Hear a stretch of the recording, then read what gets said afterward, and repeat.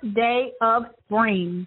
It is a time of revival, reinvigoration, and rejuvenation. We are going to continue this year being intentional in every facet of our lives. Whether it's the beginning or end of your day personally, we want you to sit back, relax, enjoy as we inspire and uplift your lives. Isaiah 54:2-3 says, "Enlarge the place of thy tent, and let them stretch forth the curtains of thine habitations. Spare not. Lengthen thy cords, and strengthen thy stakes. For thou shalt break forth on the right hand and on the left, and thy seed shall inherit the Gentiles, and make the desolate cities to be inhabited." I want to encourage and admonish you to enlarge your territory. Several years ago, I think I was about in my 20s, I read a book entitled The Prayer of Jabez by Bruce Wilkerson. It was a powerful book. Again, I was in my 20s at the time that I read the book, but it started to change the way I thought. I started praying the prayer that Jabez prayed in 1 Chronicles 4:9-10. "Oh, that thou would bless me and enlarge my territory. Let your hand be with me and keep me from harm, so that I will be free from pain." But asking God to enlarge your territory requires you to shift your thinking and your perspective. It also requires you to shift your heart. It requires you to have a certain level of maturity. God wants to increase us. He wants to increase our territory, to have a greater influence in the world around us. That territory can also mean personal influence or physical territories. So it's important that we are prepared. Let's make sure that we are in position to move forward as God enlarges our territory. I encourage you to read the prayer of Jabez as you move forward in this journey.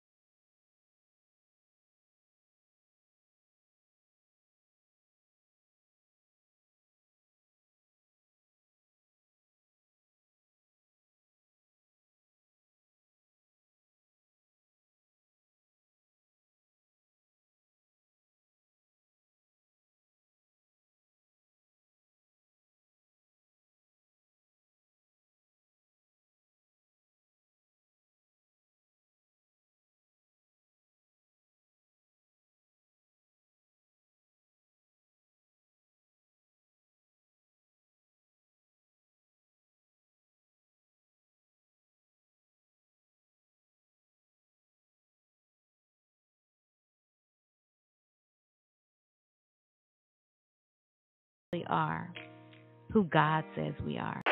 This month is International Women's History Month and a host of other awareness dates and celebrations. And this month, we want to introduce a brand new segment. Well, God has been real good to us, even in the midst of an international pandemic, wars, horrendous gas prices. We have been able to see people work hard, stay committed to tasks they've been assigned. So, we are going to give you your props in the I see you segment. We see you. Others may not give you the credit you deserve, but we are going to give you your flowers now. So, listeners, help us out. Send us an email to brandnewdayemily@gmail.com to recognize someone, male or female, no matter the age, so we can let them know we see it. We see you. Right, Emily? Yes, DeAnn. There are so many people out here doing amazing things, and we want to encourage you. If you're one of those people or you know one of those people, make sure you send your email to brandnewdayemily@gmail.com. Not only do we want to recognize those who deserve it, we also want to share what you are doing to receive accolades and post it to share with our listening audience. You never know. Someone may just be in the need of your services or maybe in a position to further your dreams. You never know. Right, DeAnn? That is correct. You never know who's listening. I want to encourage you to stay focused. If there's one thing we could all probably use a lot more of, it is the ability to focus. But telling yourself to stay focused on a task, especially a boring one, is often a lot easier said than done. Now, according to an article I read on healthline.com, there are several techniques that can help you zone in on the task in front of you. Get rid of distractions. While you can't do away with everything, you can make an effort to reduce or get rid of as many distractions as possible. Start with the simple things like moving to a quiet area, turning off your notifications on your phone, or turning your phone off altogether. Closing the door to your office, telling those around you to not distract you for a period of time. Or you could close out programs or apps that aren't essential on your computer. Coffee in small doses. Drinking coffee or other caffeinated beverages in small doses can have a positive impact on your ability to focus, according to a 2010 study trust source. The key to taking advantage of caffeine's cognitive enhancing properties is to consume it in moderation.